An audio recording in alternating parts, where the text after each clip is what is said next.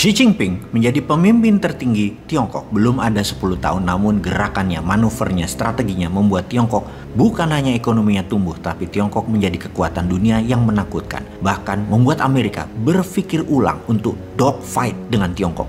Xi Jinping naik ke panggung tertinggi Tiongkok di tahun 2013 dengan rencana besar dirinya akan membawa Tiongkok, yaitu di ulang tahun ke-100 tahun Tiongkok merdeka. 100 tahun Tiongkok merdeka di tahun 2049, Tiongkok adalah the new world order. Kalau kita berkaca pada prestasi Xi Jinping, mengapa banyak pemimpin negara lain juga berkuasa 10 tahunan, namun prestasi mereka jauh di bawah jika dibandingkan dengan Xi Jinping? Apa yang dilakukan Xi Jinping yang tidak dilakukan oleh pemimpin negara-negara lain, khususnya negara di Afrika dan negara di Asia? Apa strategi Xi Jinping? Apa rencana besar yang mengubah permainan dunianya Xi Jinping? Sahabat pasti bertanya mengapa channel Bosman masih terus membahas tentang geopolitik dunia, geostrategi, geoekonomi, dan sekarang akan ditambah dengan geoteknologi. Sebuah terminologi baru, geoteknologi. Menjawab mengapa channel ini membahas geopolitik dunia adalah untuk menjadi bahan bakar, menambah pengetahuan sahabat muda semua akan informasi terkini. Informasi ini untuk siapapun generasi muda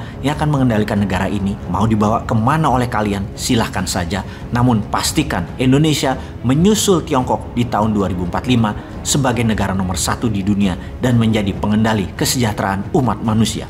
Banyak pelajaran terus dibagi, seperti pelajaran memimpin dunia misalnya, ala Donald Trump, yang walaupun terlihat asshole, namun bagi Amerika sesungguhnya dia patriotik nasionalis sejati. Begitu juga pemimpin dunia yang melawan hegemoni Amerika dan sekutunya seperti Erdogan, Putin, Xi Jinping, dengan ciri kepemimpinan yang otoriter, keras, dan berani bermain aktif di dunia sebagai global player. Inilah yang akan kita ajarkan kepada generasi milenial dan generasi zilenial yang saat ini masih dikerjain oleh generasi di atasnya, terutama di bidang politik, yang seakan Indonesia ini hanya menjadi milik orang tua-tua di panggung politik, seakan mereka tidak tergantikan dan maha benar, dan anak muda hanya boleh memilih yang ada di panggung etalase desain dari mereka, tidak boleh ada yang lain. Channel ini akan membawa sisi lain dari informasi terkini tentang dunia agar menjadi ilmu bagi sahabat muda memimpin bangsa ini ke depan. Kita mulai dengan sejarah Xi Jinping, diawali dengan memahami dua orang besar pemimpin Tiongkok sebelum Xi Jinping dan bagaimana Xi Jinping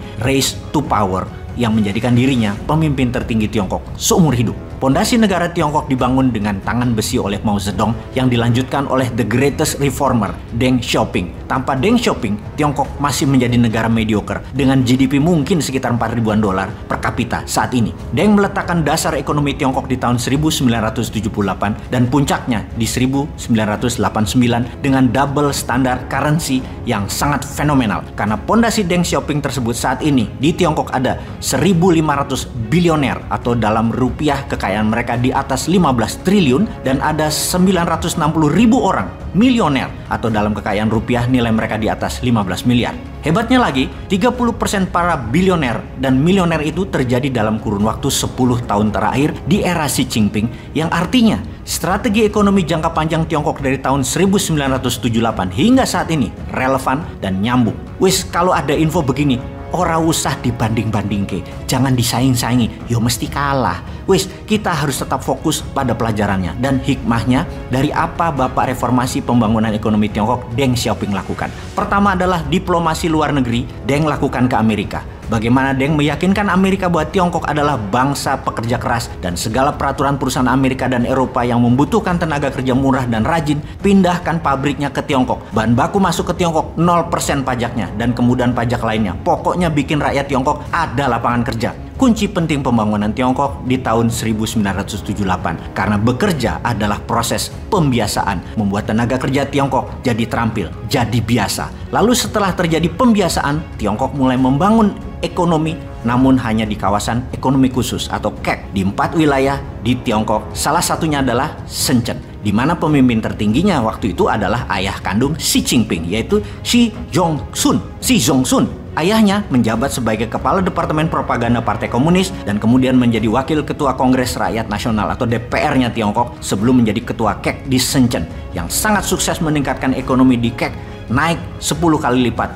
dalam 10 tahun. Di kawasan ekonomi khusus inilah double standard currency Tiongkok dimainkan dan berhasil melipat gandakan produksi. Tenaga kerja Tiongkok yang sudah terampil dengan bekerja di perusahaan asing mulai diizinkan meniru. Tiongkok di kawasan ekonomi khusus banyak meniru produk asing Walau untuk dijual domestik, namun ada juga yang dijual ke luar negeri yang membuat Tiongkok di awal tahun 80-an hingga tahun 90-an disebut imitating country, negara peniru, negara pembajak. Di tahun 2000-an awal, Tiongkok mengubah dirinya dari imitating country menjadi innovating country. Masa setelah Deng Xiaoping sebelum Xi Jinping adalah masa pembangunan kekuatan domestik dan mulai menjadikan Tiongkok sebagai manufacturing country of the world, negara penghasil bahan produksi untuk dunia.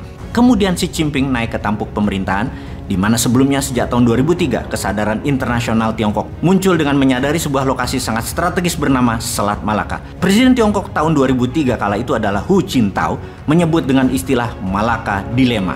Dilema Selat Malaka adalah istilah untuk mendeskripsikan ketergantungan Tiongkok atas Selat Malaka sebagai jalur masuk utama pasokan energi minyak dan barang produksinya.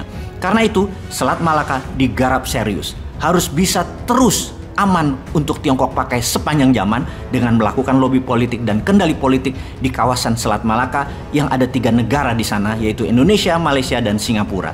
Di mana di Malaysia di zaman Najib Razak. Di awal jabatannya tahun 2009 hingga digulingkan tahun 2018, Razak adalah pemimpin Malaysia yang sangat pro Tiongkok dengan kekayaan yang luar biasa dimilikinya, yang diperolehnya selama menjabat, yang diduga didapat dari hubungannya dengan proyek-proyek Tiongkok. Karena itu, Selat Malaka dikuasai Tiongkok dengan aman. Namun, dari sisi Indonesia, untung Indonesia sampai saat ini tetap tidak terpengaruh dengan rencana Tiongkok dan Selat Malaka tetap seperti sedia kala.